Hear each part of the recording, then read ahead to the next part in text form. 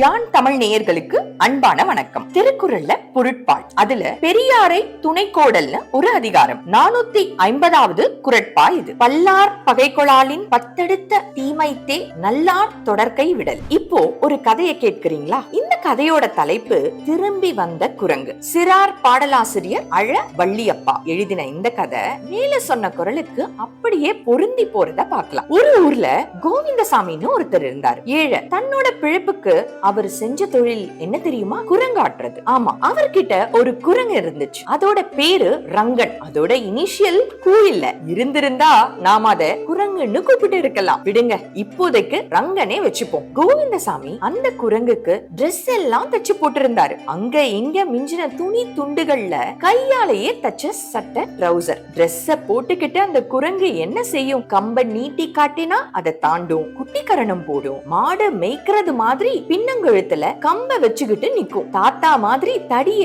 ஊன்றி தள்ளாடி தள்ளாடி நடக்கும். இந்த சேட்டைகளை பெரியவங்க சின்னவங்க எல்லாரும் சுத்தி நின்னு வேடிக்கை பார்ப்பாங்க. வித்தையெல்லாம் காட்டி முடிஞ்சதும் நம்ம ரங்கன் ஒரு தகர குவளைய எடுத்துக்கிட்டு சலாம் போட்டுக்கிட்டு வரும். சில பேர் தங்க கிட்ட இருக்கிற காசை போடுவாங்க. இப்படி கிடைச்ச காசு எல்லாத்தையும் கோவிந்தசாமி எடுத்துக்க மாட்டாரு.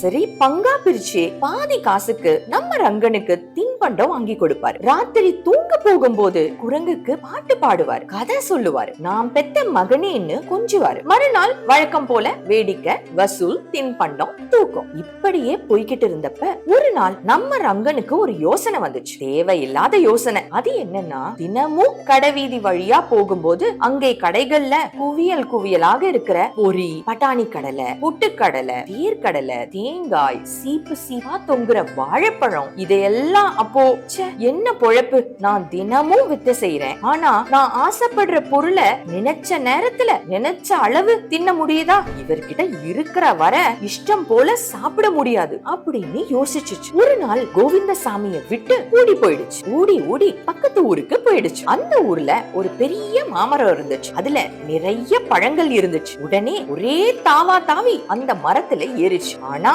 ஐயோ பாவம், அந்த மரத்துல ஏற்கனவே இருந்த குரங்குகள் நம்ம ரங்கனை அடிச்சு கடிச்சு விரட்டி விட்டுடுச்சுங்க. ஓ, நான் சட்டை போட்டு இருக்கிறத பார்த்துதான் விரட்டுதுங்கன்னு நினைச்சு சட்டை, தொப்பி எல்லாத்தையும் கழட்டி எரிஞ்சிடுச்சு. கடை வீதி பக்கம் போச்சு. அங்கே ஒரு பொரி கடலை கடை இருந்து கடைக்குள்ள புகுந்து பொரிய 2 கையாலையும் அள்ளி வாயில போட்டுக்குச்சு. அதை பார்த்த கடைக்காரர் எதையோ எடுத்து எரிஞ்சாரு. வலி தாங்காம கீ கீன்னு கத்திக்கிட்டு ஓடிச்சுறாங்க. பயத்துல எங்கேயோ போய் ஒளிஞ்சுக்குச்சு. அன்னைக்கு முழுசும் பட்டினி தான். மறுநாள் காலையில ஒரு பாட்டி தேங்காய் கீத்து வித்துக்கிட்டு இருந்ததை பார்த்துச்சு. ஒரே பாய்ச்சலா பாஞ்சு தேங்காய் கீத்த எடுக்க போச்சு. காக்கா விரட்டுறதுக்காக வச்சிருந்த கம்பால ஓங்கி ஒரு போடு போட்டாங்க பாட்டி. அங்க இருந்தும் ஓட்டம் எடுத்துச்சு. அடுத்த நாள் இன்னும் பயங்கரம். ஒரு பழக்கடையில பழத்தை எடுக்க போய் அந்த கடைக்காரன் கத்திய தூக்கி ரங்கன் மேல எரிஞ்சிட்டார். ரங்கனுக்கு வால் வெட்டப்பட்டுடுச்சு. ரங்கன் கதறிக்கிட்டே 4 கால் பாய்ச்சல்ல ஓடிச்சு. வலி பொறுக்காம துடியா துடிச்சிச்சு. ரங்கனுக்கு